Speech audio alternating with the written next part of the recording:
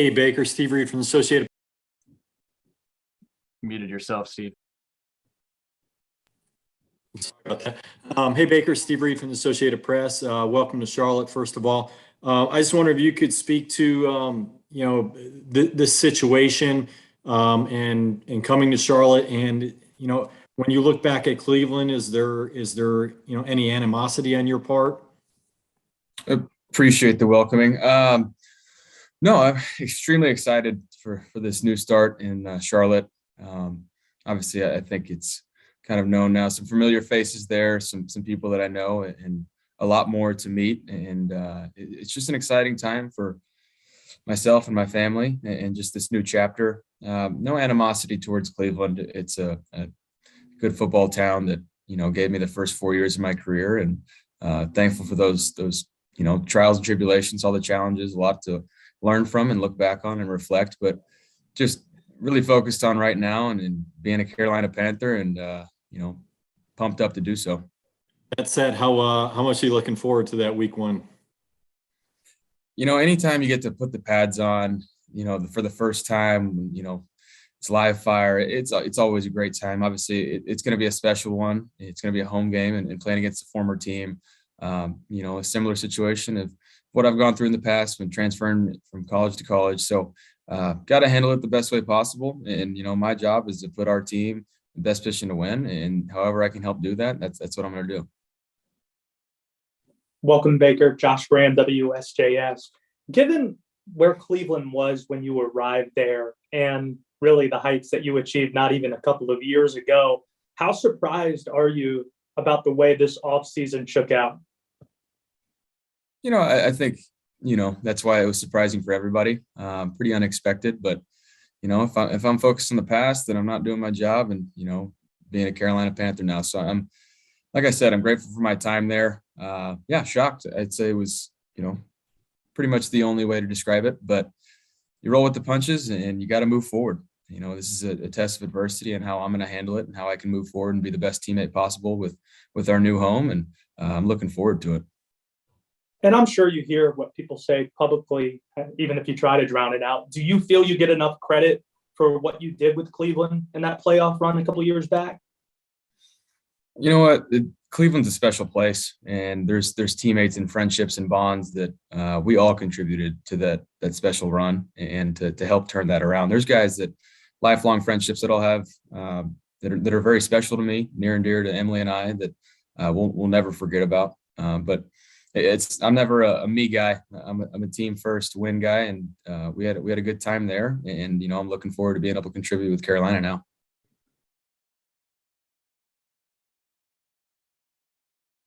We're going to go to Will Kunkel and then Scott Fowler, please. Hey, Baker. Welcome to Charlotte, man. Thank you. Here with Fox Charlotte, Queen City News, home of your Carolina Panthers. What kind of went into you taking that $3.5 million pay cut? What was that conversation like? Was that difficult? Was that on the table from the start? You kind of walk me through that.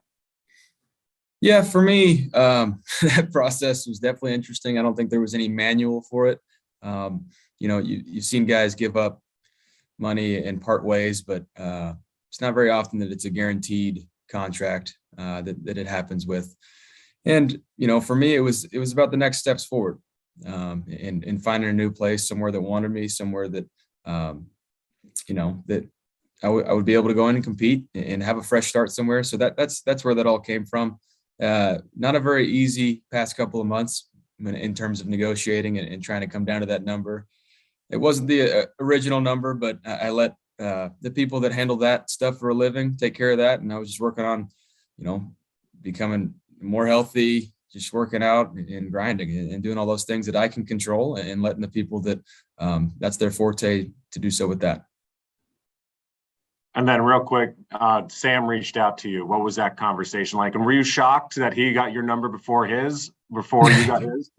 No, Sam and I, we've known each other for a few years now. Great guy, and just, welcomed me in, had tips where to start looking for houses and all that. Just, no, Sam's a great guy, and looking forward to being in that locker room and that quarterback room with him and competing and challenging each other. And it's going to be special. I think we're going to help each other out quite a bit. And no, not shocked at all. That's just who he is. Great guy. You can write whatever story you want about him, but he's a good guy that wants to help his team win and loves football. Baker, welcome to Charlotte. Scott Fowler from the local paper here, the Charlotte Observer. Coming to Charlotte certainly is a fresh start for you, I'm sure, and I'm sure you didn't come with the idea of being a backup quarterback. So, do you anticipate being the starting quarterback here? Well, I think when you're at any level as high as this in the NFL, nobody has the mentality of being a backup. We're at this level because we compete to be the very best, and that's why Sam's here as well, and that's why Matt Corral just got drafted, and PJ Walker's competed and fought through a lot of adversity as well. And so, my intention is to become the best quarterback I can be, help this team win, and that's why I'm happy to be in Carolina. Is this, I feel like the team's very close to being really, really good. We just have to put the pieces together and come together as a team. And however that happens, I'm going to do my job. I'm going to, fill whatever role is to be expected of me and be a great leader and a great teammate. And just quick follow-up to that, but speaking of being on the cusp of being really, really good, you've been on a playoff team before, won a playoff game. Does this have the feel to you of a playoff team? I can't say that for certain yet because I've only talked to guys over the phone. Even when I came in the facility, everybody's on vacation. So, I'm not going to put any predictions out there by any means, but just the feel of the guys that are so welcoming. It feels like there's really good camaraderie. It feels like everybody's on the same page, and that's a great foundation to build something special. So we'll see where we can go with it. Thank you. All right, let's go to Augustus Stone, followed by Joe Person, and then Will Palacic. Hey Baker, how are you? I'm Augustus Stone with Panthers.com. Welcome to Charlotte. Thank you. I wanted to ask you, your process getting acclimated to the new playbook, building chemistry, like you said, over the phone. How does that process change when it's sort of, kind of put quickly now with 2 weeks until reporting day for training camp in Spartanburg? There's a lot of cramming. The past week or so, few days, ever since becoming a Carolina Panther, it's been a lot of just getting to know everybody, talking over the phone. Finally officially get the playbook today. And so there'll be a lot of studying, a lot of cramming, and we'll also, still working out and doing all that. So it's a pretty hectic couple of weeks right here before training camp, but it's so exciting.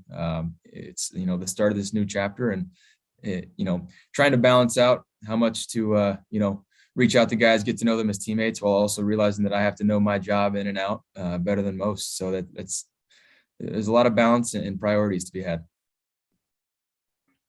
Hey, Baker, good to see you. It's Joe Person. I'm with The Athletic in Charlotte.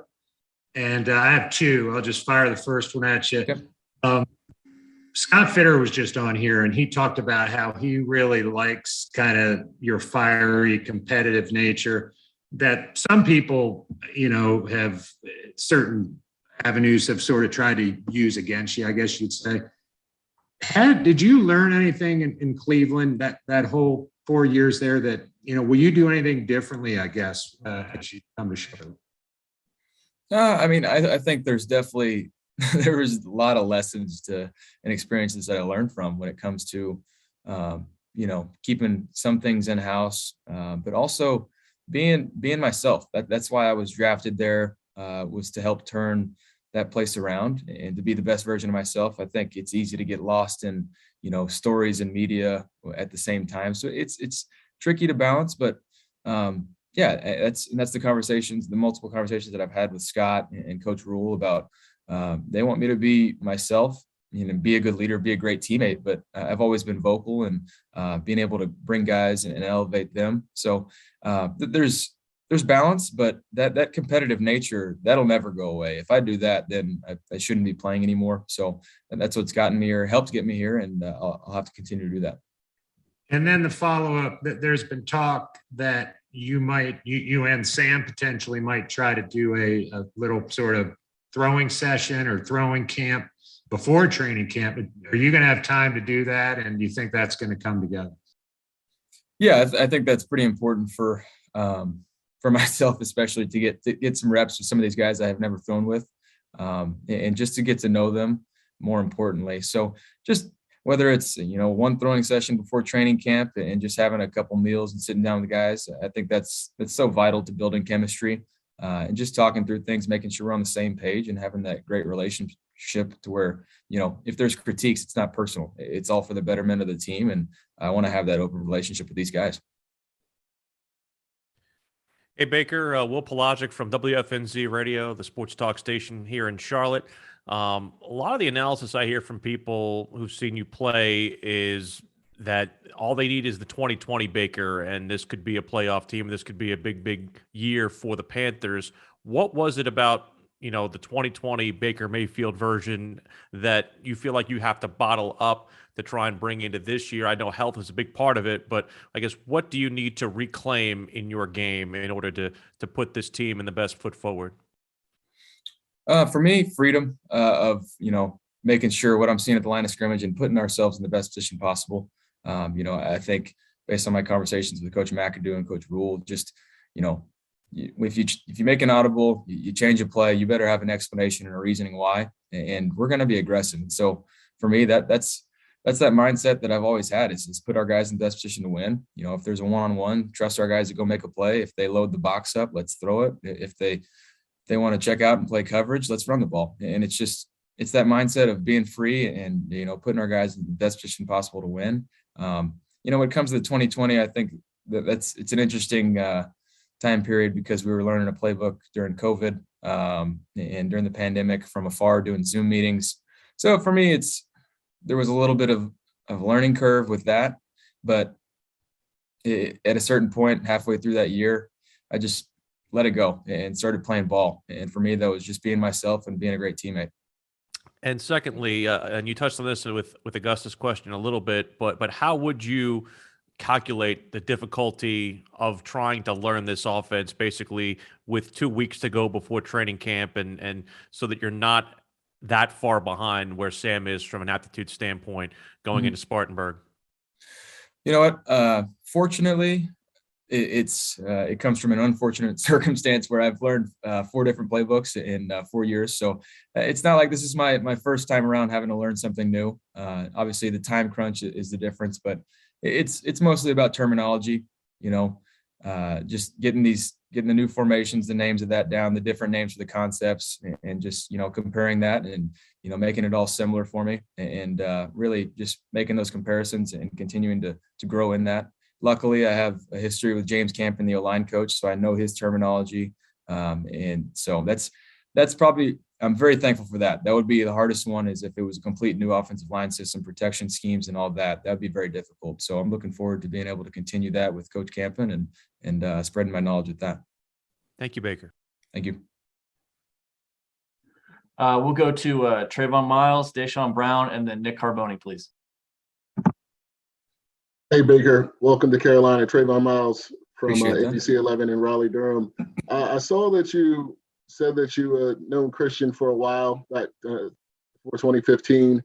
I was wondering if you had spoke to him, if you spoke to anybody else on the offensive side of the ball, and what do you think about those weapons that you're coming into and ahead on this team? Yeah, first of all, I think the team has a ton of great weapons on the offensive side of the ball. Obviously, defense has played great, but for me, I've talked to most of the guys in the offense, almost all of them, and it's a lot of talent. There's a lot of mouths and hands to be fed, which is exciting. And obviously, improvements on the O-line, bringing guys in, it's going to be competitive. I just think it's all headed in the right direction to have a very competitive offensive team, and that's great. Anytime you have competition inside the building, it makes everybody better. And when it comes to Christian, he's a more on the quiet side, soft-spoken guy, but works his tail off, and had a relationship with him since 2015, going back to the ESPN College Awards show, and had lunch with him, just randomly, and connected and had a friendship ever since. Just a special guy, cares about his teammates, cares about winning a ton, and that's something that we definitely clicked on, and I'm very thankful to be able to have that relationship continue now. Thank you. Thank you. Hey, Baker. My name is Desean Brown. I am with the ABC affiliate here in Charlotte. Welcome. Thank you. I wanted to ask, we heard from GM Scott Fitterer a few moments ago mentioning essentially the references the team has gotten regarding your character and everyone going to bat for you. And I'd also read where you shared you're excited for your teammates to get to know the real you. How would you describe what potentially has been misunderstood or where people misinterpret who you are? I don't think it's a misinterpretation. I think it's just a lack of being in the building and being around me when I'm going through this work process and having fun playing this game of football that I love so much. You know, it's sometimes authenticity and playing with a passion can be, opinionated and taken for what it's worth. But, I only care about the guys and the people within our building, of how I treat them, the sacrifices that we make for each other on a day-to-day basis. We spend a lot of times away from our families together to work for a common goal. And that's a special bond that not many get to experience. It's very different from a normal workplace. And so for me, it's all about sacrificing for each other and, putting that respect up front and foremost. It's about respect, knowing that you take care of each other, they're going to take care of you. And it's just a mutual relationship. And so love this game of football and, blessed to be able to play it. But that those misinterpretations or however you want to call it, that's quite frankly, I don't care. I care about the opinions within our building because we're fighting for the same goal. Thank you. Thank you. Baker and Nick Carboni from NBC in Charlotte, welcome. Thank Two, but one really quick one. I know it's number 6 has always been important to you. It's worn now by new punter Johnny Hecker. Has that been a thought to maybe work something out with him to get that, or would you be open to wearing something else? I guess it's time to break the news. I made a deal, did my own negotiating with Johnny. Obviously, when it comes to a 4-time All-Pro, had to ask permission. Was willing to make those sacrifices, and he's a guy that he's got a chip on his shoulder as well. Undrafted free agent, spent his whole career with the Rams, and now he's got a chip on his shoulder. And I've had fun getting to know him over the phone. He seems like a great guy and a great leader. 6 is special to me, not because it was ever my favorite number. It was the number I was given as a walk-on at Texas Tech. And when I transferred, the people at Oklahoma thought it was my favorite number. So they just gave it to me again. And so it's just stuck with me. To me, it kind of symbolizes my story, my history with that. And I truly enjoy being able to represent that. And it's something special to me now, but at first it was not. So I'm thankful for Johnny being reasonable and giving up his number for such a veteran of that many years. And real quick, how much did your shoulder, even though it was the non-throwing shoulder and some of the other injuries, affect who you thought you could be as a quarterback last year? Yeah, when it comes to my shoulder, I'm not one for excuses because I was too stubborn to come out anyway. My throwing motion was extremely violent, so that was probably the most hindering reason why. I've made some small changes and worked with a great QB coach, Jeff Christensen, that he's helped me get back to a form that I haven't thrown the ball this well in a long time. And throwing motion looks a little different, and I'm thankful for that. So, but when it comes to the shoulder stuff, heard it so early in the year last year, I was doing rehab pretty much the whole season. So all the other smaller muscles in my shoulder were able to help me rehab and recover quickly. Let's go to Mike Solarte, Sheena Quick, and Brett Jensen. Hey, Baker. Mike Solarte, Spectre News 1. Welcome to Charlotte. Good to see you. Thank you. Good to see you. The first question I have any of the guys that have been around given you any kind of information about Spartanburg and what to expect down at Camp Wofford? I've only heard that you better hydrate and you're going to sweat a lot, but I actually, I have family that were raised in Spartanburg. So my aunt and uncle lived there, and they had two girls, my cousins, and they all actually moved to Charlotte. So I got family in Charlotte as well as some familiarity of Spartanburg. I can't say that I've spent a fall camp there yet. So I'm preparing for the worst based on what everybody's saying, and I'm excited about it. And I'm just trying to keep things light for you because you've had so many serious questions. Have you spoken with your I guess business partners about a new line of commercials with you moving into a new home? Unfortunately, it's not going to happen. I thought it'd be a great idea to do a moving campaign because I think everybody can relate that moving is absolutely zero fun. I don't care who you are. but I think that's a missed opportunity, but I'm just thankful to be able to have this fresh start and moving and have a great team around me to be able to help us out. Thanks, Baker. Thank you. Hi, Baker. Sheena Quick, Fox Sports 1340. Welcome to Carolina.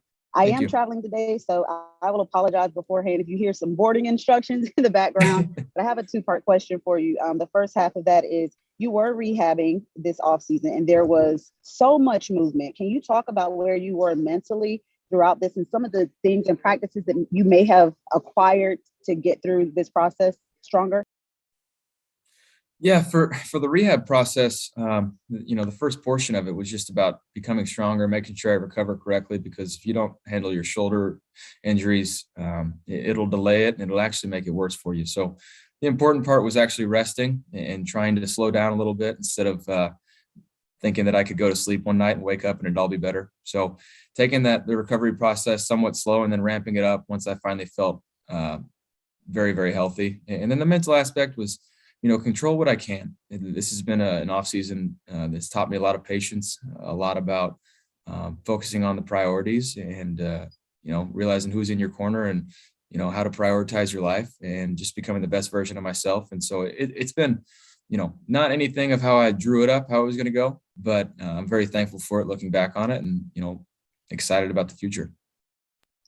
What during this process do you feel like is going to make you a better quarterback, better teammate, better man? Staying patient, realizing that I can't control opinions on the outside, focus on family. And, when it comes time to work, now that I'm actually going to be on a new team and get a new playbook, it's time to grind. Let's get back to those basics, get back to that mentality that I used to have and learn this playbook and go play for my teammates and, represent, where I grew up and this team and this franchise very well. Now, before Ryan kicks me out, you mentioned the playbook. I know you're just getting to it today, but your previous knowledge of Ben McAdoo's playbook, what do you see as far as what could be your possible strong suits, especially with the new weapons? Just what is your overall opinion of the offenses that you've seen him run in the past? I mean, he's coached some of the most efficient offenses in NFL history, some of the most prolific teams, and looking at him, there's ability to the line of scrimmage to take advantage of matchups and take advantage of how teams are really scheming you up. And luckily for us, I think that fits very well with our position group or our offensive line to be able to take advantage that we have so many skill players that are extremely talented. So it's the freedom at the line to be able to let a defense try and guard us a certain way and dictate where we're going to go after that. So I'm excited about it. I'm excited about the possibilities that we'll learn about each other during training camp. Thanks, Baker. Thank you. Hey, Baker, I'm Brett Jensen with WBT. We're the big news talk station in town. I'm just curious, there's a lot of stories about quarterbacks and NFL players betting on themselves, whether it's taking just a one-year deal, and it seems like you did that by taking the pay cut just to get out of Cleveland to bet on yourself. Sam Darnold's sort of in the same situation right now. You're both at the end of your contract. You both can't be the starters. Do you feel like this is a very important crossroads year for you in terms of your future going forward? I think a lot of people put so much emphasis on a contract year. Yeah, it's in terms of that timing, it is, but every year is extremely important. Every time you step on the practice field, every time you walk into the building, you're adding to your resume. You're making an impact on what people think and perceive about you for future opportunities, whether it's on the field or off. So every single thing we do is going to be about, becoming a better quarterback, better teammate, better leader. And that's something that I think, Sam and I can both agree on is how do we help this team win? And that's, if there was drama within that room, it's going to permeate through the building. And that's not going to be the case. And we're not going to let that happen. All right, guys, we're going to take two more to finish up. We'll go to Skylar Callahan and finish with Josh Klein. Hey, Baker, Skylar Callahan, Sports Illustrated Fan Nation. Welcome to Charlotte. Just wanted to know how your conversation was with Matt when the deal first came about, and obviously you guys have known each other for a little while now. So just speak on what that relationship has been like over the last few years. Appreciate that. That's the first Southern accent we've had on here. No, it's been great to get to talk to Coach Rule about. Obviously I've played against him in college. There's some history there, and excited about what the future holds, about what he wants out of his team, what he wants and sees out of his quarterbacks, and how to really lead this team from a quarterback perspective. I'm excited about it. I think he's fiery. He's real passionate. Obviously, he's a great speaker. And, over the phone, leading up to the negotiations, he had me fired up. So I was ready to come and play already. But I'm looking forward to obviously working with him and doing just more than, besides over the phone, just being there in person and making this franchise better. Appreciate it, Baker. Thank you. Hey, Baker, Josh Klein from the Riot Report. Thanks for cutting short your vacation. You had obviously a really strong connection with the fan base in Cleveland. That's a very passionate, outspoken fan base. What do you expect from your connection here with the fans here in Carolina? And then I have one more quick follow-up after that. Yeah, I mean, the fans in Cleveland are what make that town so great. It's a special sports town. They care about their Browns, tradition rich, and generations of families that have been Browns fans for life. And so that's what made it so special. And I think I wore my heart on my sleeves. That's how I've always done it. Give everything I have, and it's a blue collar town. I'm grateful for those 4 years. And when it comes to moving to Carolina, it's football is a Southern sport, and so we're there in the Carolinas representing those states, and just ready to represent. Gonna see what the Keep Pounding fan base is all about, and I'm excited about it. And this might be your most important question. What's your opinion on Southern food? And do you have a favorite? Anything you're looking forward to? I'm looking forward to having my first meal at Bojangles. I haven't had that yet, but I've been told that I need to do that as soon as possible. So I'll probably wait a little bit. It's not exactly on the training camp diet, but I'm looking forward to it.